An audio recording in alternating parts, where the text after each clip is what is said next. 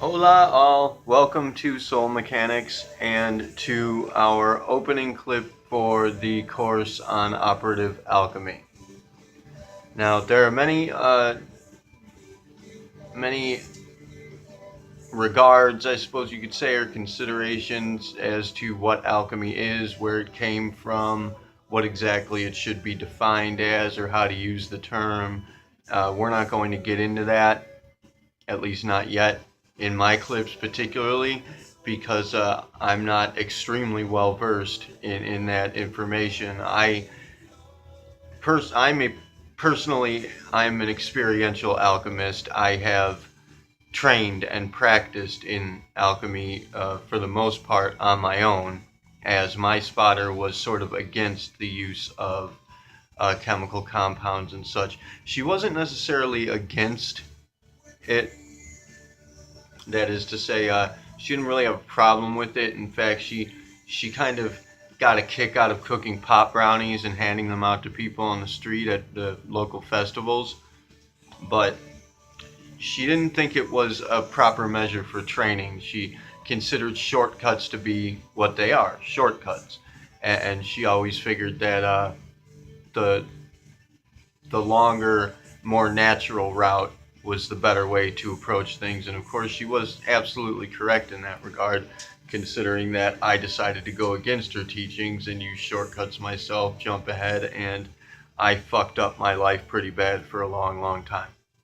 However, what I did, again, as the vanguard, as the person who pushes forward and does things ahead of people for the sake of watching out for pitfalls and such, and ascertaining what is the best measures and methods uh, for the use of such things, if not entirely for the sake of preparing other people, more so really for the sake of boasting that I was bold enough and brave enough to jump ahead and to try the shit that most people were afraid of doing.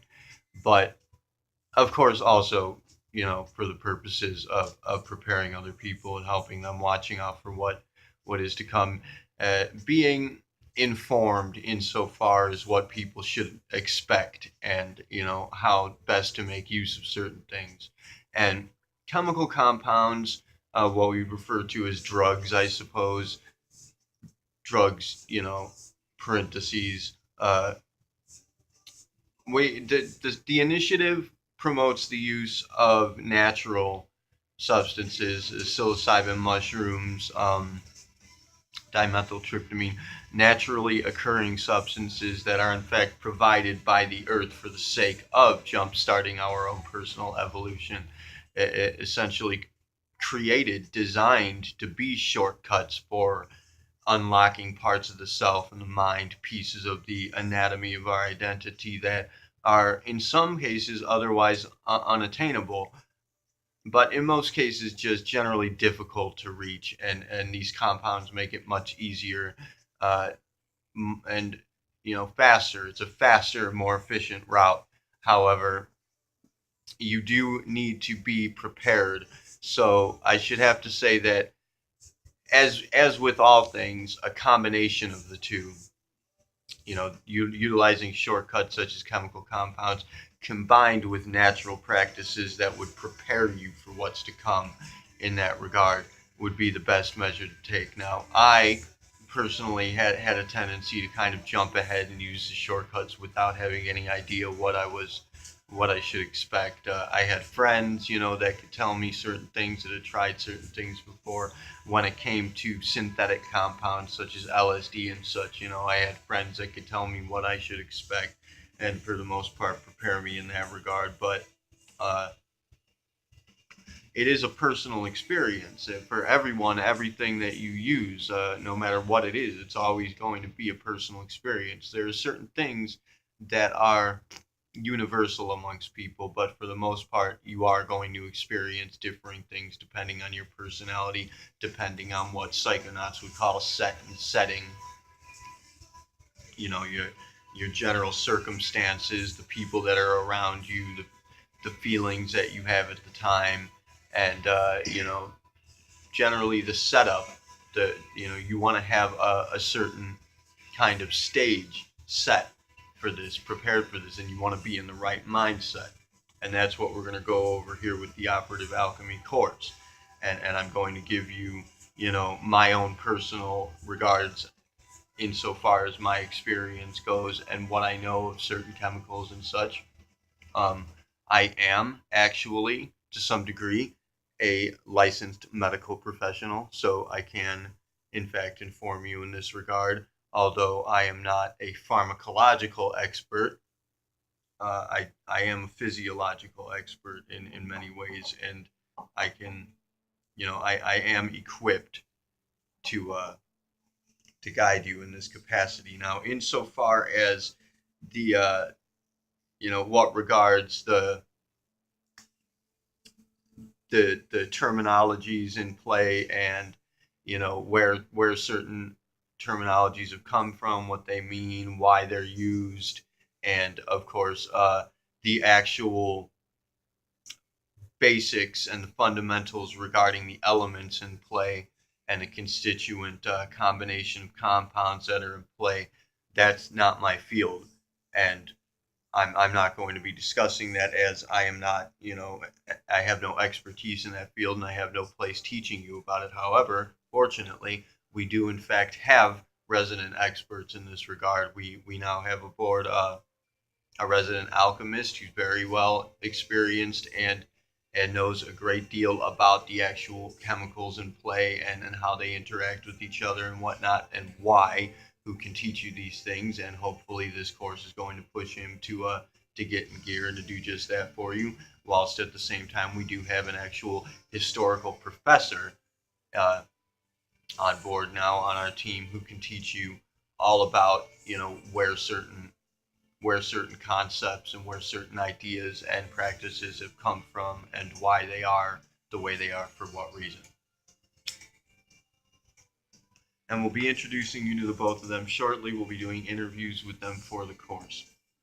However, this is just an introductory clip to pretty much present the course itself, which alchemy, for those who don't know, is, insofar as mainstream understanding goes and what they might teach you in school, alchemy is what we called chemistry before it was chemistry. Pretty much it was just people playing around with chemical signatures, not really knowing what they were doing, and it eventually evolved into chemistry, which became practices that we use today in the pharmacological industry. However, that is not actually, in fact, the case. Alchemy is not, chemistry does not render alchemy redundant, nor does it obfuscate it in any way. Alchemy is alive and well. Chemistry is, for the most part, the practice of, examining and playing around with chemical compounds in such a way as to come to an understanding as to how the elements operate, how they affect each other, and creating chemical compounds using constituent chemical elements. Alchemy is the utilization of these chemical compounds for the purposes of transforming one's own persona, or for the purpose of modifying a personality, modifying an experience, or achieving certain experiences. Alchemy essentially is time mechanics, only more geared towards the usage of substances rather than just simple values. Values would be utilization of values in play, emotional values, and the creation of compound memories and memory triggers that would fall under the premise of time mechanics, whilst alchemy is more geared towards the use of actual substances and compounds in that regard. And we will delve into synthetic compounds and such a lot, because it's a big deal, and it's very important, because there are certain synthetic, for the most part, we take natural substances and we synthesize them in order to make synthetic compounds that are stronger, that are more effective, and that can work in very specific ways. While, the natural substances themselves naturally occurring substances. They have specific effects for certain reasons, and they are in fact designed that way, and they are there for that purpose. But, being who we are, our purpose is to take these things and dick around with them. That's what we do. We're humans. We create things. We manufacture. Being men, we manufacture things. But we'll begin with natural compounds and what can be achieved through them, how they can unlock certain parts of the anatomy, and what the purposes behind them are, and we'll move into synthetic compounds later. But I should like to speak briefly to the potentiality of such things as playing around with these. I unlocked various parts of my personality, beginning, of course, with the initial gateway drug, marijuana, which I'd like to say to begin with, whilst all of these do have very personal experiences for everybody. Everybody's going to have a personal experience that's going to differ depending on their personality, depending on set and setting. There are universal effects that transpire, and that's what we're looking for with the Remnants program, and especially our psychedelics project. We're seeking the universal effects that everybody experiences all around. One of the best examples of such is dimethyltryptamine. No matter who takes it, under what set and setting, dimethyltryptamine will always produce precisely the same effects. Similar things could be a salvia divinorum, clary sage, and then of course marijuana to some extent, psilocybin mushrooms to some extent. There are certain factors or certain experiences people will have under the influence of these substances that are in fact universal across the board, and that's what we're searching for. That's going to be the bedrock of reality itself, because effectively playing around with these substances, what we are doing is tinkering with reality. Reality is happening in the brain. Everything that you experience is compound chemical signatures creating effects in the brain that are produced by the firing of neurons based on what are they called? I always forget a word, don't I? Anyway, there are little pieces. I'll remember it, but there are little pieces in the brain that move around depending on what chemicals are introduced. Now, the fact of the matter is that chemicals exist in the brain. These chemicals, they're already there. The brain produces them. When you utilize chemical triggers, such as narcotics or naturally occurring substances, herbs, whatever it happens to be, and this can be anything. Like I've said before, peanut butter causes personal effects for me, alters my perception. Anything can be used in this manner. Music, that again, we're falling into time mechanics there. Anything affects your perception and can transform your personality to some extent or another. What's happening when you do that is that the chemicals you ingest effectively send a signal to your brain telling it to produce these neuropeptides. That's the word I was looking for. Neuropeptides that exist in the brain that are kind of like little keys that fit in the locks in the brain and unlock parts of yourself, unlock parts of your experience. And again, the experience is all happening in the brain. There is no out there. Everything that you're experiencing is signals happening in the brain produced by chemical signatures. As I was saying, I began with the all-rounder gateway drug, marijuana, and I had some pretty trippy experiences with that. It didn't work for me at first for a while. It didn't do much of anything, but eventually it did. It did create some pretty trippy experiences, and I kind of got hooked on it for a while because I was into video games a lot, and I was into writing, of course, and artwork, and it really it's an inspiration booster. Marijuana, for the most part, is an inspiration booster. And most people think that, marijuana is just for stoners, is going to put them down and get them in this drowsy idiot attitude, and it can do that for some people. It can do that for stoners who are hooked on it, who use it for nothing more than that. But for people who actually make use of it responsibly, that is to say, make use of it with purpose in mind and for a certain reason, it is effective in producing inspiration and inspiring.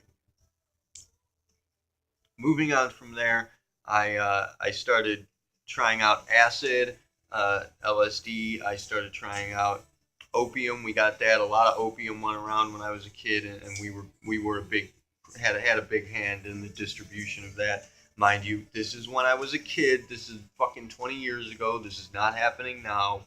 I am not involved in any narcotic distribution at the moment, and for the most part, I very rarely indulge in any sort of narcotics other than, of course, the pharmaceutical agents that are actually prescribed to me by my doctor for specific reasons.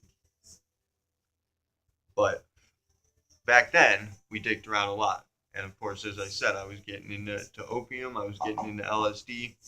I didn't find mushrooms for a long while, which I'm kind of sad about that because mushrooms turned out to be the very coolest of all of them. Uh, Eventually, after a long while of digging around with many synthetics, there were synthetics going around such as like the bath salts, which were incredible. Those bath salts were amazing. The problem was people got hooked on them. People got addicted. People used them in the wrong way. People started shooting these bath salts up. People started just using them very, very irresponsibly, and it became a big problem. There was, of course, the kind of synthetic marijuana, the pep spice that went around. That stuff was horrid. It it was just bad. There's nothing good about that stuff. It was crappy.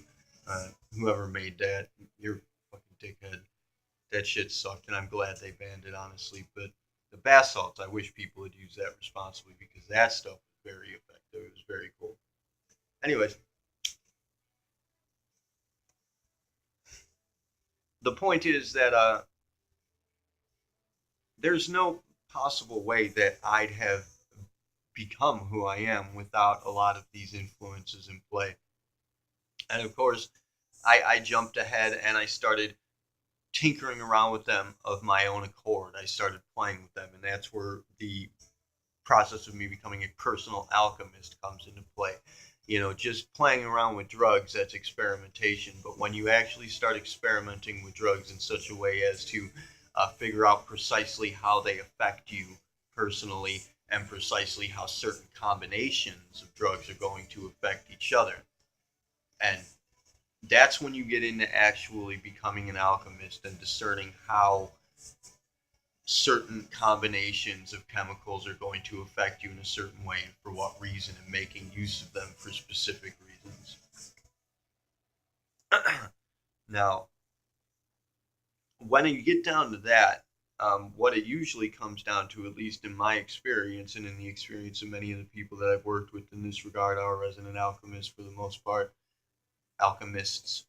Um, it insofar as the chemistry involved goes, for the most part, it's usually going to come down to determining what the side effects of a substance are rather than the actual primary effects of the substance. Because it's the side effects of the substance that are going to interact with other substances when you combine them and create compound substances.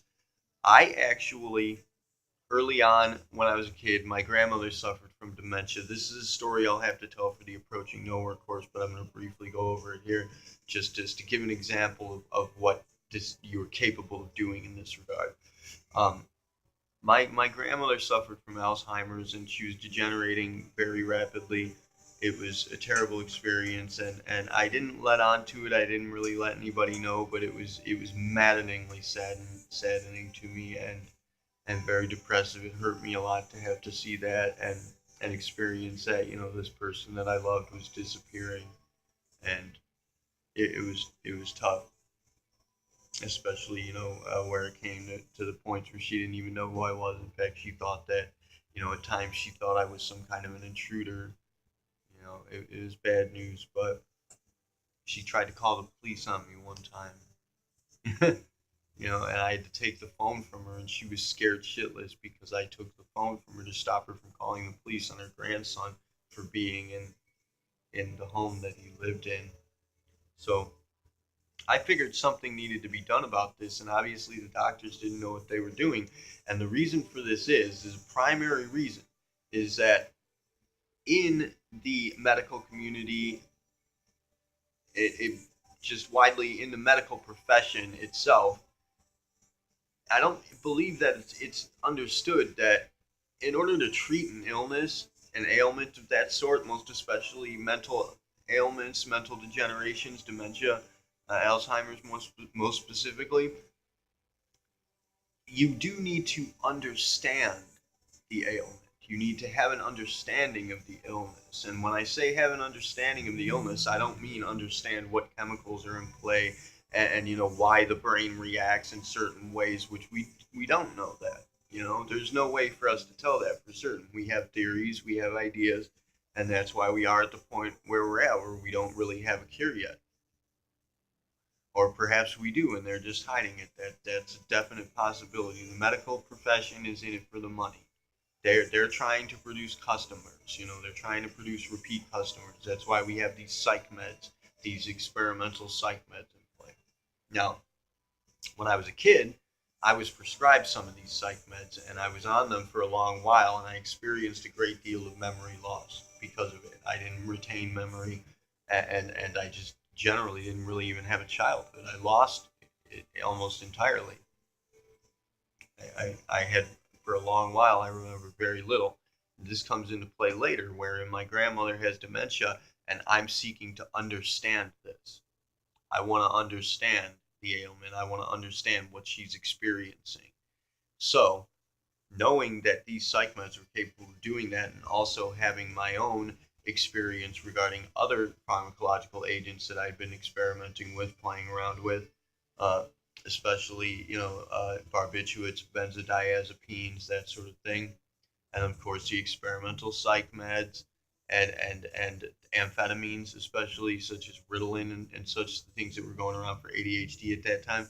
Having a great deal of experience in that regard, I was capable of discerning what chemical agents could affect the brain in certain ways, to such a degree as to actually come up with a compound substance that would effectively cause for you to lose your short-term memory. And I did succeed after a great deal of experimentation in creating a drug that I called Skip, because what this drug effectively did was it lubricated the neurons in the brain in such a way as to cause them to fire fast enough that if another chemical agent was introduced along with it, you could effectively disrupt the channel. You could disrupt the circuits in the brain and cause for certain neurons to skip firing, and you would lose your short-term memory temporarily. And I did create a drug this drug I called Skip, that for the most part effectively reproduced a sort of manufactured synthetic version of dementia. And I used this drug, and I did in fact understand it, and what it was like taking this drug, the experience of having dementia. I could only explain it as being like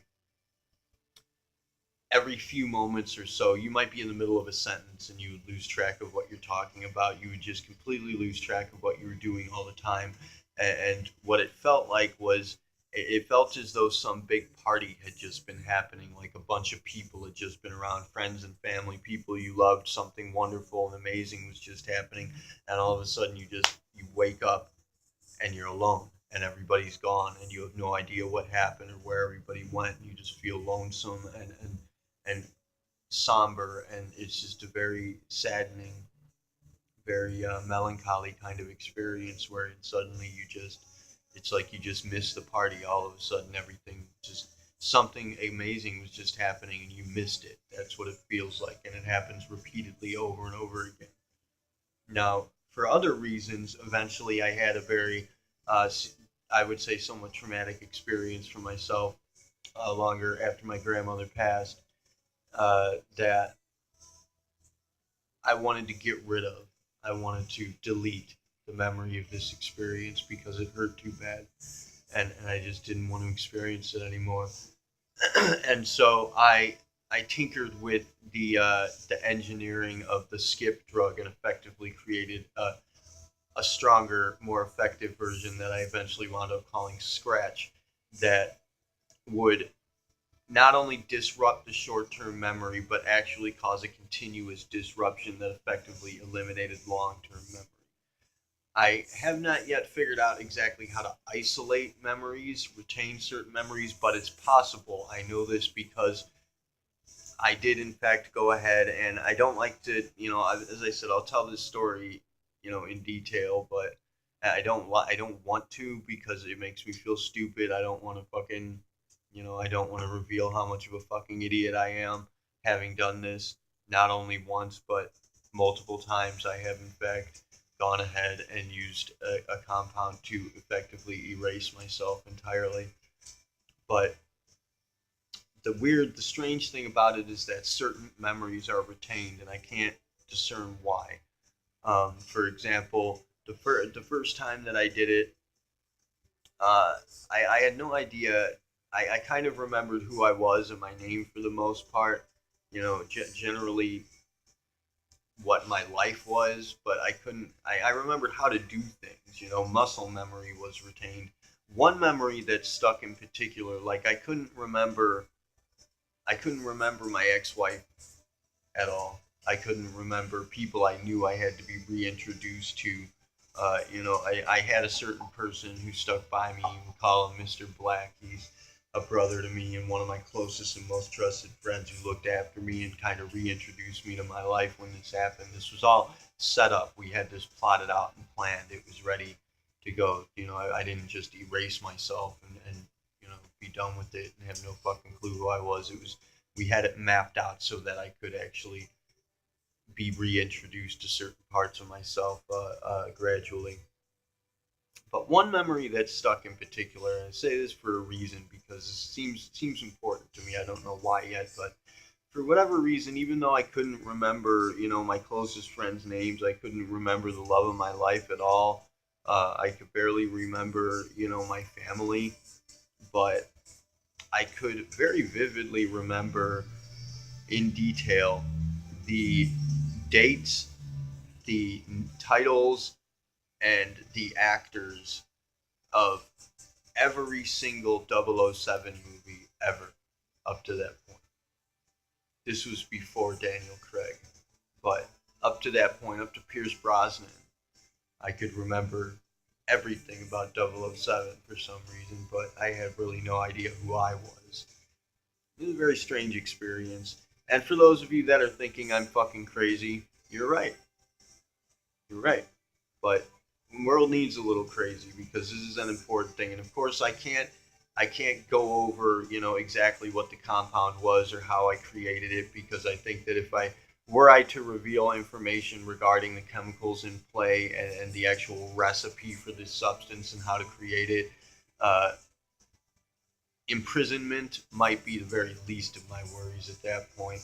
But I can tell you that I did effectively create a drug that can erase memory permanently. And, well, permanently, potentially. I mean, eventually I remembered, and there are reasons for that, and I'll tell that all in the story. But we're going up to 30 minutes now, so I'm gonna have to cut it here. Anyway, that's an introduction to essentially what alchemy is and effectively what it's capable of doing. I mean, you may not see that as a positive thing, but I did at the time, and in fact, later on, it became a very positive thing because I made use of that drug to do something spectacular.